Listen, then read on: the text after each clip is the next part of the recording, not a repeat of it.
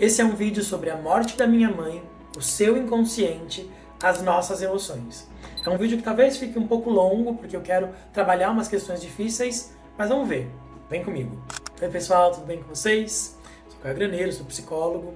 E se você me acompanha aqui nas redes há um tempo já, você deve saber que há mais ou menos uns 2 meses, eu não sei quando você está vendo esse vídeo, mas no momento que eu estou gravando, faz 1 mês e meio mais ou menos, minha mãe morreu. Ela morreu com câncer no cérebro, que fez com que ela fosse parando aos poucos até que ela entrasse em falência múltipla dos órgãos. E eu quero contar para vocês algo dessa experiência da minha mãe morrer, que me ensinou algo muito precioso, que eu já sabia teoricamente, mas que eu pude ver acontecendo na prática. Eu queria voltar com vocês alguns bons meses para trás, e eu estava seguindo a minha vida quando eu vi uma propaganda num lugar de uma cobertura. E eu moro aqui onde eu moro há muitos anos e eu queria mudar de apartamento e pensei, puxa, eu quero um lugar assim. Eu queria um lugar que eu pudesse ter planta, que eu pudesse morar num apartamento, mas tivesse essa cara de casa sendo apartamento. Enfim, comecei a buscar o apartamento e tal e encontrei um lugar incrível que cabia ali com as minhas projeções do que eu tinha feito, nos meus sonhos, e resolvi comprar. Sabe como é essa coisa de comprar apartamento, né? Você dá uma oferta, a pessoa recusa, você negocia, você... Enfim, e até que chegou o grande dia, deu certo, eu assinei o contrato. E aí, tinha uma grande felicidade, a realização de um sonho, comprei uma cobertura num lugar incrível e tal, mas tinha uma tristeza na minha alegria. Guardem isso, eu quero falar um pouquinho com vocês sobre isso. Todo mundo celebrando, meus amigos, as pessoas à minha volta, e tinha algo ali que estava me pegando e eu parei para olhar para aquilo. E eu pensei o seguinte, puxa, não vai dar tempo da minha mãe conhecer o apartamento, aproveitar o apartamento. Nesse momento em que eu pensei isso, minha mãe estava bem, ela estava falando, comendo, os exames dela estavam todos ótimos, o médico tinha feito um último exame dizendo que ela não tinha mais câncer, estava tudo perfeitamente bem. E parecia até errado eu pensar que minha mãe não estaria viva quando eu entrasse no apartamento. Bom, passou alguns meses, minha mãe teve uma infecção de urina, que fez com que ela entrasse num quadro neuronal difícil, porque a irrigação do corpo fica afetada, ela já não tinha uma parte do cérebro por conta do câncer. Enfim, a coisa foi se desenvolvendo e em fevereiro, dia 29 de fevereiro, ela faleceu. Puxa, alguém poderia pensar, Caio, você estava tendo uma premonição, Eu sou psicólogo, eu não sou um espiritualista. E aí, a gente tem algumas teorias na psicologia, principalmente na psicanálise e na terapia junguiana, que vão pensar que há comunicações que se dão por meio do inconsciente. E é sobre isso que eu queria contar para vocês. Olha só, às vezes a gente tem uma emoção, alegria ou tristeza, e naquela emoção tem uma coisa ali que não parece fazer parte. Por exemplo, fazia muito sentido eu ficar muito feliz com comprar um apartamento. Não cabia ter uma tristeza. Lembra que eu falei? Tinha uma tristeza na minha alegria.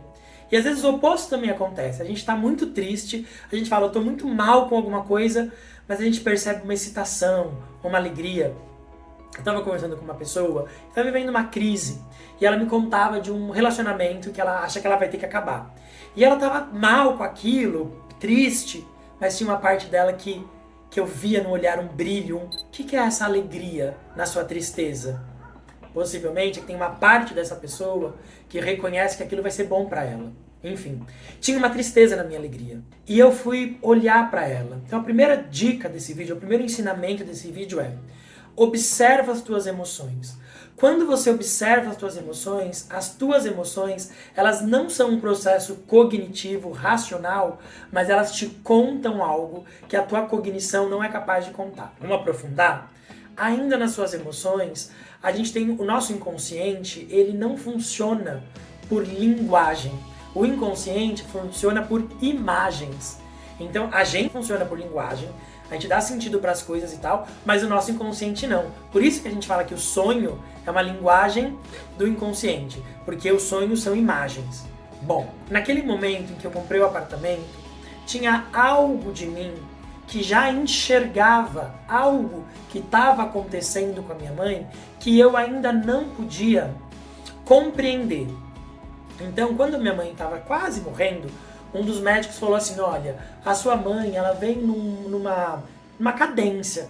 ela foi piorando aos poucos. Só que a gente não tem muita sensibilidade para perceber. Os exames talvez conseguissem mostrar, mas a gente não percebe. Quer dizer, eu não conseguia ler nada do ponto de vista cognitivo que me informava que minha mãe estava nessa decadência. Mas tinha uma parte de mim, uma parte que é inconsciente a mim, que estava lendo isso. E essa tristeza é porque com o meu inconsciente eu estava vendo algo que com o meu racional eu não conseguia ver. Estava vendo tanto que esse processo ali depois de alguns meses se acelerou e culminou na morte dela. Então a segunda coisa que eu quero contar para vocês é que muitas vezes a gente, em nome da nossa racionalidade, a gente deixa de compreender, de apreender o mundo, de ler o mundo com a nossa sensibilidade. E a nossa sensibilidade consegue contar pra gente coisas que a nossa cognição não alcança. A nossa cognição precisa de dado, ela precisa de análise, ela precisa de coisas concretas. O nosso emocional, ele precisa de sensação, de sensibilidade. E tinha algo que eu sentia na relação com a minha mãe que me contava que ela estava perto do fim. Isso não tem a ver com uma espiritualidade. Talvez a gente, inclusive, nomeia isso de espiritualidade porque não tem outro nome para dar. Mas eu quero que você se atente que esse vídeo está sendo produzido para te contar que a racionalidade ou a tua razão não é a única ferramenta que você pode ter. Quando você começar a olhar para as suas emoções e perguntar, peraí, o que essa tristeza está fazendo nessa alegria? O que essa alegria está fazendo nessa tristeza? O que essa excitação está fazendo nesse medo? O que esse medo está fazendo nessa excitação? Quando você começa a conversar com as suas emoções e prestar atenção em você, nas relações, você pode abrir espaço para um saber que é muito profundo e que não é cognitivo. Você deve ter alguma coisa na tua história que tinha uma parte tua que você não sabia muito pensar, te dizendo uma coisa e que depois aquilo se cumpriu. Eu quero te convidar a aprofundar a tua sensibilidade. Muitos de nós, por conta da nossa história, da nossa vida, dos processos de rejeição que a gente sofreu, a gente aprende a se proteger na racionalidade. É melhor não sentir. Eu não gosto de sentir, eu prefiro fugir. Eu fico triste, eu já coloco uma música para ficar feliz.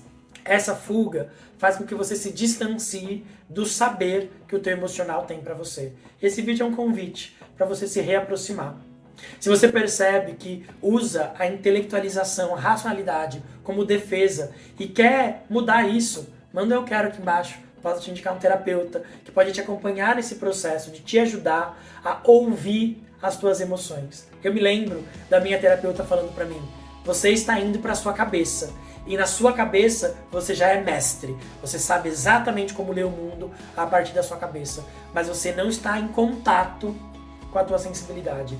E à medida que eu fui aprendendo a me conectar com a minha sensibilidade, eu ganhei uma inteligência que muitas pessoas não conseguem explicar. Estou explicando agora.